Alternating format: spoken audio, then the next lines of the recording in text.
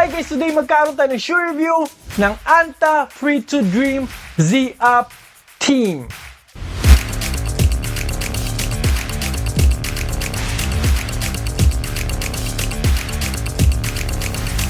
Na-review ko na yung Z-Up 4. Nagawan ko na rin ng review yung Z-Up 4 Team. Naguguluhan na talaga ako sa kanilang lahat kasi meron pa palang Z-Up 1 and itong Z-Up Team. For me, mas gusto ko to kaysa dun sa Z-Up 4 Team na parang mas latest. Bakit kaya? Samahan nyo ako, i-review na natin to para malaman nyo kung bakit. Let's go! Hey, I ain't never giving up. Said I never give up. Pero bago tayo mag-start, kung first time mo pa lang sa channel na to, mga ganitong content naman hilig mo, mga shoe review, mga fitness-related videos, mag-subscribe ka na, i-click mo na rin yung bell icon para lagi ka updated sa mga next videos ko. Anta Free to Dream Z-Up Team, napakahaba ng pangalan, pero team shoes na naman po ito. So, alam nyo naman na yung drill, no? Alam nyo naman, sanay na kayo na pag team, ito yung budget version. Katulad ng Z-Up 4 Team, yung Shockwave 5 Team na na-review ko.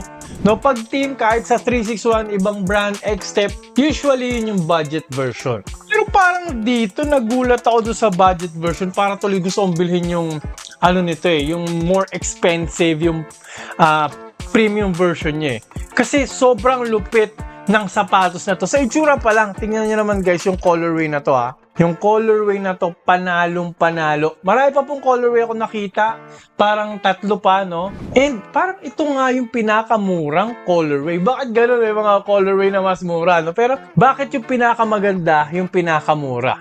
Speaking of maganda, punta lang tayo sa aesthetic and material para malaman nyo kung bakit ko nasabing maganda ito, no? Unang-una nga sa kulay, malinis tignan. Parang premium tignan yung kulay. Unique, diba? Low cut po ito, no? Yung uppers po na ginamit is screen mesh. Very closed mesh po siya, kaya very supportive. Mamaya pag-uusapan natin yan. May mga parang tahi May stitching mula dito. Tapos yung stitching po nakakonekta sa parang flywire. Meron din po siyang shank plate and arc support. Ang ganda, no? Though plastic lang, okay naman siya tignan. Maganda naman siya tignan. Mukhang matibay naman. Tinatawag nila itong A-Shock Stabilizer. Usually, yan naman ang pinapangalan nila sa mga torsion plate nila, no? Mga arc support nila. A-Shock Stabilizer lagi, no? Yung foam niya, guys, ito ang nagulat ako. Parang ito yung nilalagay nila sa mga premium shoes nila. Tingnan nyo naman, guys, malapitan. Para siyang yung Boost.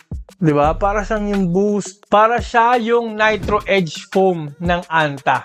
Yung Nitro Edge Foam, nilagay nila sa budget shoes. Nagulat ako, guys, kasi yung iba nga, no? Napansin ko yung Gordon Hayward na main shoes na na-review ko. Gordon Hayward 2 ba yun or 3? Nandito lang. Sa 4 foot lang. Parang isang malaking square lang siya dyan, no?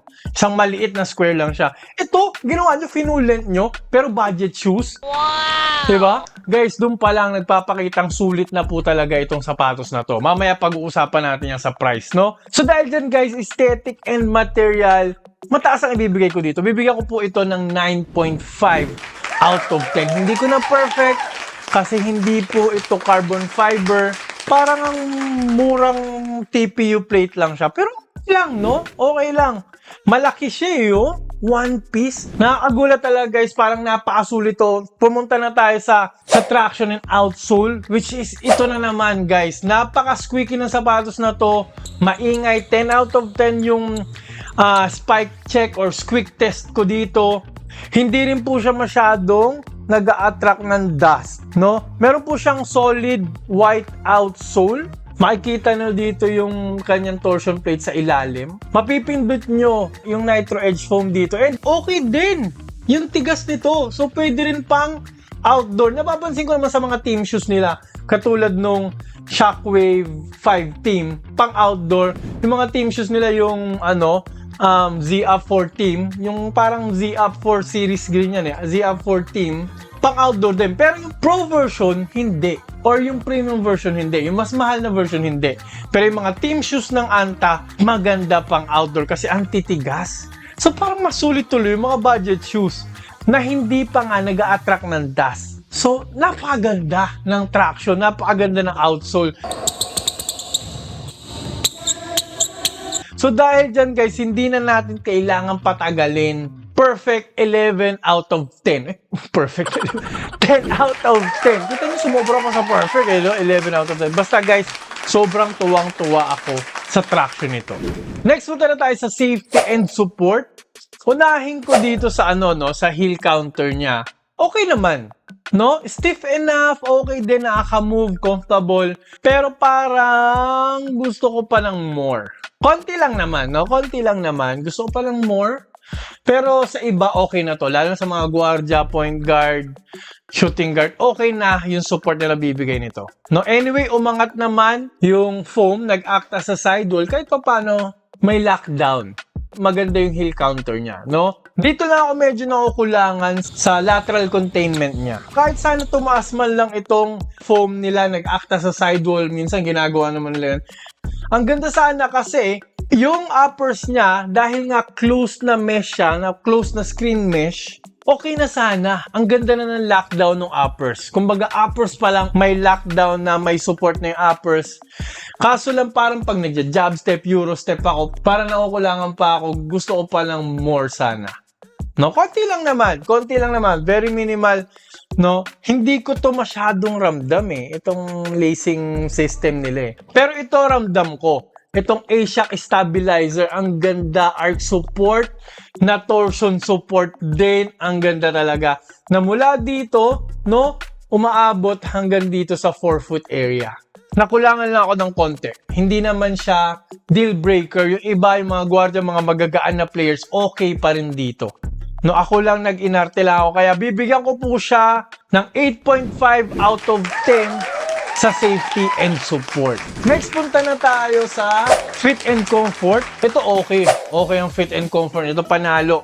Unang-una, Achilles pillow. Ayan, makapal, comfortable. Padded naman po siya all throughout. Kahit yung tang, makapal din naman yung padding. Malambot.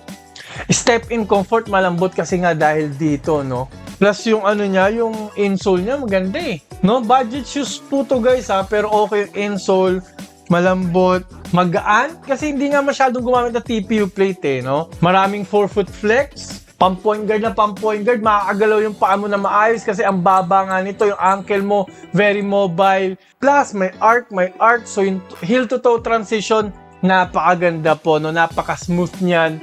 And yung fit guys, ang sarap sa loob, no? Yeah, boy. Lovely. Guys, ay tayo, nanggigigil ako kasi totoo.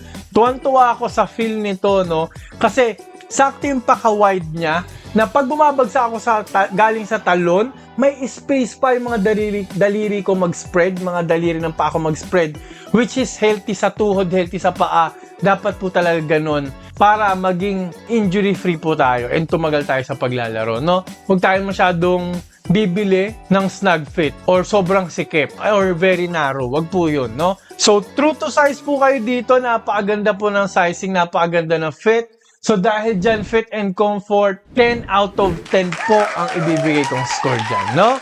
Next, punta na tayo sa breathability. Ito nagulat ako kasi, di ba mesh to? Screen mesh. Though enclosed siya, iniisip ko, breathable. No, guys, wala pumapasok. Siguro mga 10% lang yung pumapasok na hangin, ang konti-konti. Nakakagulat kasi ina-expect ko mataas kasi nga mesh. Buti na lang dito sa tang, no, makakapal, malalaki yung butas, so doon, nagiging breathable. And okay naman, no, hindi naman uminit yung pa ako dito nung matagal ko siyang nilaro. So dahil dyan guys, bibigyan ko po ito ng 7 out of 10 sa breathability. Next, punta na tayo sa cushioning. Guys, alam niyo naman kung gaano ko kamahal yung mga parang nitrogen-infused foam. Yung mga ganitong foam. Yung Nitro Edge foam, yung X-Step Boom. ang kagandahan dito, yung parang yung nitrogen-infused foam nito, parang mas resilient and parang medyo mas stable. Dati kasi nung gumagamit ako ng Boost, dati Adidas po kasi ang gamit ko dati, no? Kaya nila kinikage yung mga nitrogen-infused foam kasi nga, very unstable, parang very plush, na sobrahan naman ng lambot na minsan unbalanced para ka matatapilok. Ito hindi eh. Ang ganda ng bounce back. Tapos hindi pa nila kinage kasi hindi nila kailangang i-cage. Dito lang may caging lang ng konti dito, pati dito, no? Syempre para sa arc support ninyo, no?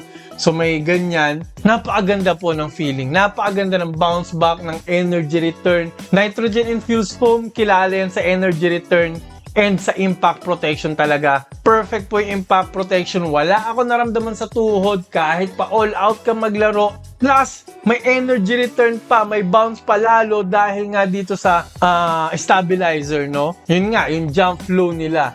May bounce forward po talaga. Meron naman siyang konting court feel. Mababa po siya dito, mataas. Kasi nga point guard. So, dapat din lagyan nila ng court feel. You will feel fast pa din, quick. Pero hindi gaano po yung court feel, no? Hindi siya low to the ground masyado. So, bibigyan ko po ito ng perfect score, 10 out of 10 sa cushioning setup. Ang taas, salamat. Kahit budget brand, kahit budget shoes, nilagyan nyo ng ganito, kakapal na nitrogen-infused foam. Maraming salamat. Sana ulitin nyo palagi. Guys, next, punta na tayo sa price tag na for me, napakasulit naman. Sa formang ganito, sa traction na perfect, kahit ipang outdoor, sobrang sulit. Sa price point nito, nasa ano lang to eh, 3,500 to 4,000. Parang for me, kahit ganun siya, sulit. Worth it. Bibiling ko pa rin. Hanggang small forward, okay to sa akin, no? So, dahil dyan, bibigyan ko po siya ng 9.5 out of 10. Hindi ko na perfect, pero okay na. No, panalong-panalo na, talagang highly suggested po. No, maglalagay po ako ng link dyan. Gusto ko matry niyo yan. Kung gusto nyo rin ng parang pamormang shoes, ha, pogi rin siya, guys. Pwede rin pang other sport, badminton, volleyball, kasi low cut naman siya and napakagaan and napakaganda ng energy return and bounce nito. Pati impact protection. Perfect nga siya cushioning, di ba? So guys, i-click nyo na yan. Bumili na kayo. Pero kung nag-aanap pa kayong mga ibang anta-basketball shoes na pang point guard, shooting guard, maglalagay ako ng mga link dito. And yung bilog dito, huwag nyo kalimutan pindutin. Parang subscribe po agad kayo para lagi kayo updated sa mga next videos ko. Maraming po salamat sa panonood. Mag-ingat po kayo palagi. Lagi nyo tatandaan to always drink your protein. Bye!